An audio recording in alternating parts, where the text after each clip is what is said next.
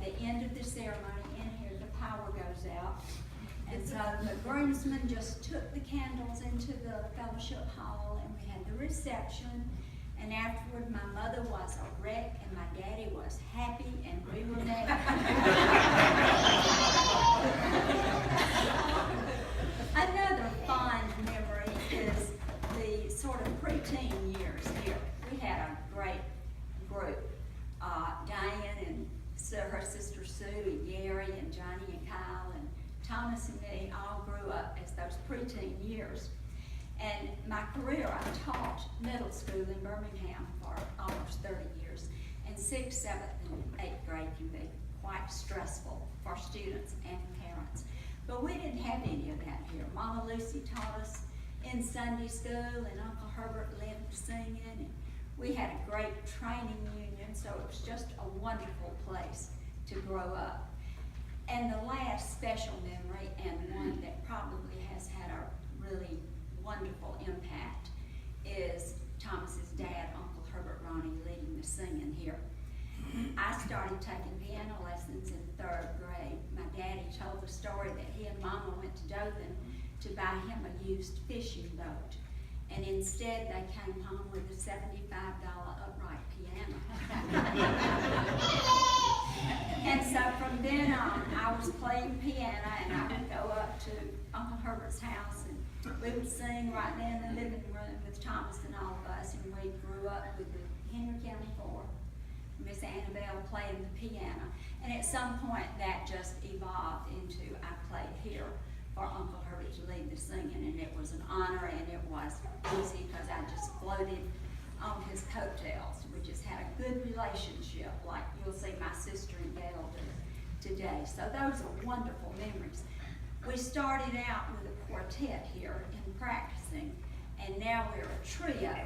My sister-in-law's mother passed away Friday night, and Phil, our brother, is up in Montgomery, north of Montgomery there. And Kenny and I will be heading up soon, so we may have to slip out early, but he said give him a rain check.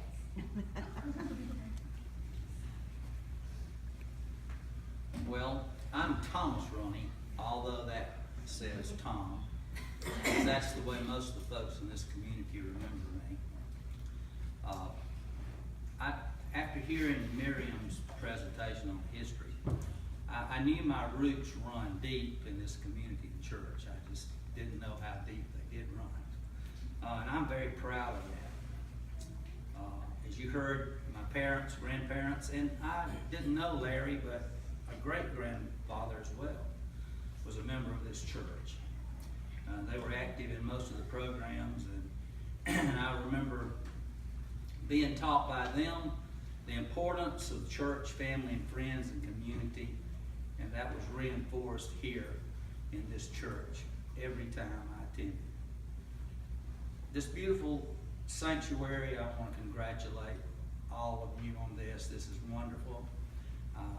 As I look forward to coming and trying to simulate some memories of the many years attending here, I just want to share a few with you. Among those are the ministers. Chester Pelt's the first one I remember. Paul Mallory, of course. I think Paul was the first full-time minister here, or at least I think he was the first one who moved in the new pastor's home, and I remember that very well. And then Thomas Kirkland. I remember him being here mainly through my mother. It was here that I sang first before an audience with Ann Shelley Pena playing the piano. And there were lots of memories there. Some I won't bore you with, but we had some good times and some very exciting experiences. I remember the Sunday school class, and Jack Shelley is who I think of then, and it was back in one of those rooms that I'm so glad y'all renovated. I think it was probably the one where the control center is now. Boy, did we have some good times. And a lot of mischief came out of that, but for the most part, I made a lot of friends and developed a lot of relationships that have continued to this day. And for that, I'm very thankful.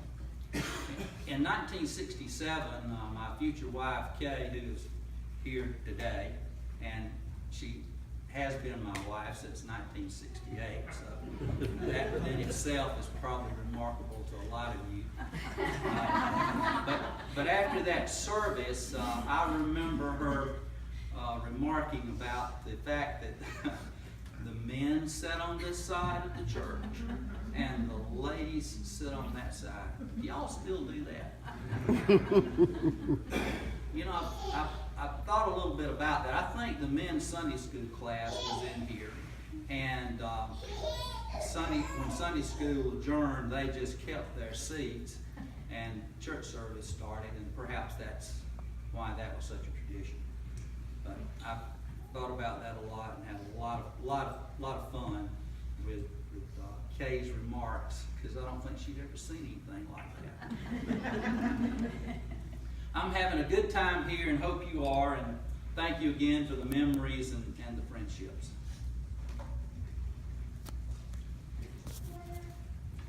I'm Jane Shelley Pittsford. I'm the second daughter of Spud and Martha Shelley. And as I stand here, two words come to focus. I'm home. We're home. We've come full circle. The three of us are products of Tumleton and New Zion Free Will Baptist Church. We were so fortunate to grow up in this church and have the Sunday school teachers and the mentors that instilled in us a love for God, a love for our community, and inspired us to go on and be the best adults that we could possibly be. And we could go on and on with the stories, and we had the opportunity to practice 2 times here in this church, and it was the most fun. One thing that I remember is Thomas and I immediately ran up to the baptistry. I don't know why.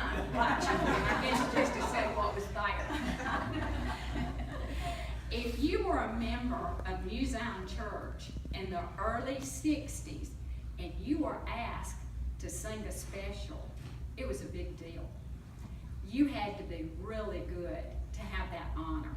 There were 2 very young people that had the honor of being asked to sing a special. Ann played the piano. For Thomas to sing, he can turn the tides. I was much younger, but I was a little bit hurt because I was included. They were so good that they got to go on local TV. I was always jealous, but Mama told me it's not nice to be jealous. You don't covet other people's talents. So I tried not to. However, all these years I've had that bit of anger that I wasn't. But it was revealed this week that during the whole segment, Ann smacked chewing gum while she played, and Thomas forgot the words and hummed through the first stanza. That's true. So we're here today to revive He Can Turn the Tides.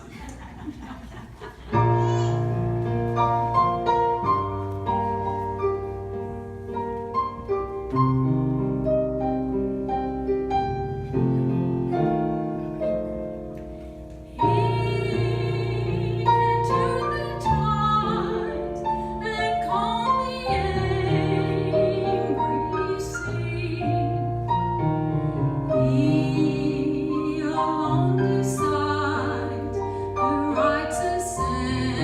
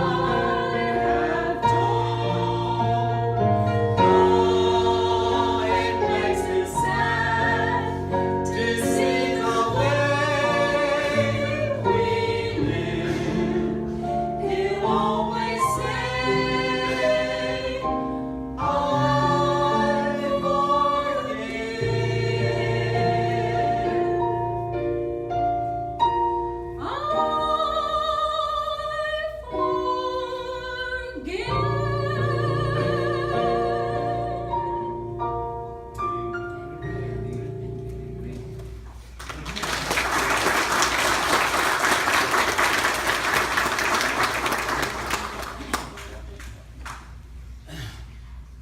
pianist is my very best friend and cohort in crime. This is Gail Thomas. Gail is one, she has a philosophy that we could all live by, and that is, tell me what you want, and I can get it done. And she truly can do that. When we first got the call from Bobby, my first memories were the good gospel songs that we sung in this church. And so I called Gail and I said, I know that we want to do these songs, but I don't know how. I don't know how to put this together. And she said, not to worry, I can do it. We found 8 songs that we loved. She copied and pasted the choruses. And when I say copy and paste, I don't mean on the computer. I mean she cut and she taped each chorus together. So we've come up with 8 of our favorite songs that remind us of this church. And I think you're going to enjoy them. I've entitled it The New Zion Old Gospel Medley.